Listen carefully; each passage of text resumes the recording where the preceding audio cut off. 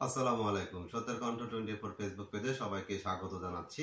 আমি সাজিদুল করিম। আজ রোববার 31 আগস্ট। শুরু করছি রংপুর থেকে প্রকাশিত আজকের কিছু সংখ্যক দৈনিক পত্রিকার সংবাদ শিরোনাম। প্রথমে হাতে রয়েছে দৈনিক যুগের আলো। যুগের আলোর সংবাদ শিরোনামে রয়েছে রপ্তানি বাণিজ্যে নেতিবাচক প্রভাবের সংখ্যা। নূরকে প্রধান উপদেষ্টার ফোন, দিলেন তদন্তের আশ্বাস। দৈনিক যুগের আলো।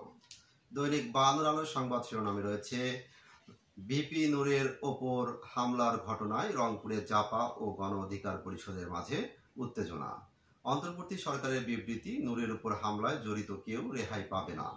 দৈনিক বায়ান্নর আলো। দৈনিক দাবানলের সংবাদ শিরোনামে রয়েছে জাতীয় পার্টি কি নিষিদ্ধ হচ্ছে? যারা একসময় হতাশায় ভুগেছিল তারাই এখন দেশকে নেতৃত্ব দিচ্ছে। প্রধান উপদেষ্টা, নিরাপদ বাংলাদেশ গড়তে বিএনপি বদ্ধপরিকর, তারেক রহমান। দৈনিক দাবানল। দৈনিক প্রতিদিনের সংবাদ শিরোনামে রয়েছে বিপদ সীমায় তিস্তার পানি, আবারও বন্যার আশঙ্কা। রংপুরে 1 ঘন্টার বৃষ্টি, জলাবদ্ধতায় দুর্ভোগের শিকার নগরবাসী। নির্বাচন বানচালের প্রচেষ্টা দৃঢ়ভাবে প্রতিহত করা হবে সরকার। দৈনিক আমাদের প্রতিদিন।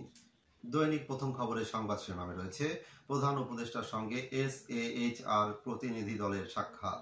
চাপা কার্যালয়ে হামলা, ভাঙচুর, আগুন।